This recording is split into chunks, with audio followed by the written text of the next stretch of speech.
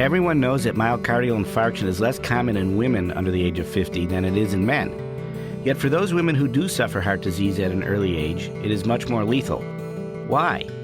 You are listening to ReachMD, XM 157, the channel for medical professionals. Welcome to the Clinicians Roundtable. I'm your host, Dr. Michael Benson. Our guest today is Dr. Judith Lichtman, who is looking into just this question. She received her doctorate in epidemiology at Yale University School of Public Health, where she is an associate professor. She is also the co-principal investigator of the VIRGO Study. This stands for Variation in Recovery, Role of Gender on Outcomes of Young Acute Myocardial Infarction Patients. Say that 3 times fast. Thank you for joining us today, Judith. It's my pleasure. Thank you for having me. What is the purpose of the VIRGO Study? The purpose of the VIRGO study is to better understand the care and outcomes of young women with heart disease. Why do the study at all? That's an excellent question. Young women with heart disease represent less than 5% of all heart disease in women. However, when you translate that back to all of heart disease for women, it actually translates to almost 40,000 hospitalizations a year and almost 16,000 deaths annually. So in fact, although it is a smaller percentage of the total, it does represent a very important condition for young women. We also know from previous work that we've done that young women, meaning those that are 55 and younger, have worse outcomes than similarly aged men. For example, in a large study using the National Registry of MI, NERMI data, we found that young women were twice as likely to die during the hospital as compared to similarly aged men. And even after controlling for medical history, clinical severity, early management, that still did not account for the differences that we saw. In fact, based on that work, we also extended our window of surveillance to look at 2-year outcomes. Using the Worcester Heart Attack Study, we found that for up to 2 years, this young population were 50% more likely to die than similarly aged men. The problem is, in both of these studies, while they have been incredibly insightful as to what these patterns look like, there are a number of limitations that are still out there as far as these have focused on mortality. So we know little about whether or not these young women are more likely to be rehospitalized, have recurrent angina burden, whether or not they're able to return to work, and also recover physical functioning as compared with similarly aged men. I think one thing that struck me in your discussion is the fact that among women, of those who are destined to have heart attacks, only 5% are below the age of 55. Is that correct? That is correct.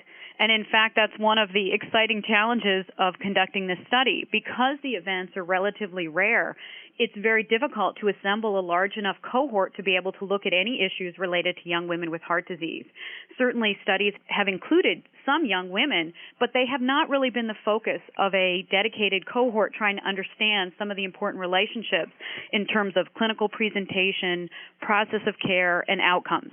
How many patients do you plan to enroll? We plan to enroll 2,000 women who are 55 and under who are hospitalized with an AMI, as well as 1,000 men who are also 55 and under as our comparison group. Again, for the reason that you raised, because the events are relatively rare, we are in fact enrolling participants from multiple centers around the country. Currently, we have identified almost 100 institutions because as these events are relatively rare, we will need to create a larger surveillance network to be able to identify and recruit these young women into our study. If you have 100 centers, who's responsible for actually recruiting these patients? It's an excellent question. We're working very carefully based on other studies we've done that are multi-site. We are looking to collaborate closely with local investigators. The way we're setting it up is we will identify a local PI at each institution as well as their nurse coordinator or clinical coordinator. And we will, in fact, work very closely with them to help build up a surveillance system at each institution to be able to identify young men and women who've recently had an AMI based on troponin level as well as clinical symptoms, a positive EKG changes. And then we will work with them to both enroll that individual at baseline. As part of the study, women will be interviewed initially during the hospitalization, I should say women and men, as well as 1 month out to look at early recovery and predictors of 1 year recovery. And we will be interviewing them again at 1 year. Who's doing the interviewing? The interviewing, the local site coordinator at each location will do the baseline interview. We're working very carefully to make sure that it is an inclusive interview, which will last about 25 to 30 minutes. As part of the interview, we will ask about prior medical history, some psychosocial factors that we would like at baseline, some of their clinical presentation for their symptoms, so that the initial interview would in fact be conducted by the local site. The follow-up interviews, which would occur at 1 month and 1 year, would be conducted by our local Yale follow-up center. We've had tremendous experience and very high recruitment rates and retention rates, and we're looking forward to talking with these young women and men. If there are 100 centers and you're only recruiting 3,000 patients, each center is only going to have a rather limited number of patients. That's correct. I see, like 2 to 30 or something like that. Yeah, that's correct. We've actually conducted a few pilot studies here at Yale, and we would anticipate at some of the higher volume centers, maybe 1 to 2 a month, and then we anticipate at some of the locations we may see 1 every couple of months.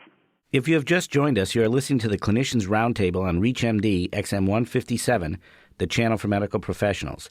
I'm your host, Dr. Michael Benson, and my guest is Dr. Judith Lichtman, an associate professor in the School of Public Health at Yale University. We are discussing the VIRGO Study, that is, Variation in Recovery, Role of Gender and Outcomes of Young Acute Myocardial Infarction Patients. So how long is this recruiting process taking? The recruitment process will take, we're certainly doing our startup phase now. We're getting all of the sites on board as far as the HIC protocol. But we anticipate we will be recruiting young women and young men for approximately 3 years. And then how long does the study run after that? We will be following up all participants for at least a year. So certainly some of the participants who enrolled earlier, we will be able to look for outcomes for a longer period of time. But the study was designed to look at least 1 year of outcomes for these participants. Is that enough to capture the excess morbidity or excess risk of subsequent heart attack? Yeah, we did power the study, certainly for our primary outcome, which was mortality, but there's several very important outcomes. We're also, as we call it a statistical language, powered to be able to look at the differences between men and women in this age group. Other very important outcomes we want to look at are whether or not women are more likely to be rehospitalized after their MI, whether they have more symptom burden, whether or not women are equally likely to return back to work. So there are a number of outcomes that we're interested in. But yes, based on our design, looking at the numbers and participants, and based on early estimates, we would certainly anticipate we'll be able to look at these. What about the data? You mentioned that your group is doing interviews. Are you doing any chart reviews? You have access to the medical record? Are you going to be entering lab test results? Yes, actually, what's very novel about this study is not only that it primarily focuses on young women and men, where there really is very little evidence, but in fact, we are obtaining quite an important range of information. We will be conducting chart reviews of the acute events, so when the men and women are hospitalized, we'll look very carefully about the clinical presentation, the process of care, procedures they receive, discharge instructions. In addition, we will be interviewing the participant both at baseline for information about their own clinical presentation, some of the psychosocial factors related to their health, environmental exposures. We will then interview them at a month and a year, so we have those pieces. In addition to that, we are going to be obtaining blood specimens. We think this is very important because it will enable us to look at genetic factors, biomarkers. Again, there's very little information relating some of the biomarkers and their relationships to outcomes in this population. So we will be able to look at the interplay between biological, environmental, individual factors as they relate to outcomes in this population. Let's talk a little bit about the biomarkers. Can you tell us what markers you're looking for? Certainly. We are interested in certainly inflammation markers, C-reactive protein. We're going to look at cholesterol levels. So there are a number of factors that we will be looking at. In addition to that, what's unusual, certainly for the young women, is we're interested in some of the hormonal factors. What is exciting about the VIRGO study is we anticipate that as many as a third of our women will be premenopausal or perimenopausal. So limited evidence indicates that there can be a relationship between the menstrual cycle and where women are in their cycle and having these events. So again, we'll be able to look at a wide range of factors. So are you measuring estrogen and progestin and something else? Those are the primary ones that we're looking at. So is there some data showing that women are more likely to have a heart attack at a different time in their cycle? Yes. In fact, the evidence would indicate that in the earlier part of the menstrual cycle, where some of the levels are lowest, there are differences. And what about the cholesterol and other markers? Hasn't this already been studied? Cholesterol has been looked at often in populations that are disease-free from heart disease. But again, there are, even in the studies that have been out there, there is limited evidence in this young population. Some preliminary work we have done in another study leading up to this VIRGO study has shown that some of the risk factors are very high, particularly for young women and young minority women. But no, these have not really been identified in this population. I see. How much will the study cost and who's funding it? The study is funded by the National Heart, Lung, and Blood Institute, and it's almost $10 million for the 4-year study. So it's 3 years of entering people into the study and then 1 year of follow-up. Is that correct? The last year would be dedicated to follow-up. Mm-hmm. So let's go over some of these outcome measures again. Your primary outcome measure is mortality? Correct.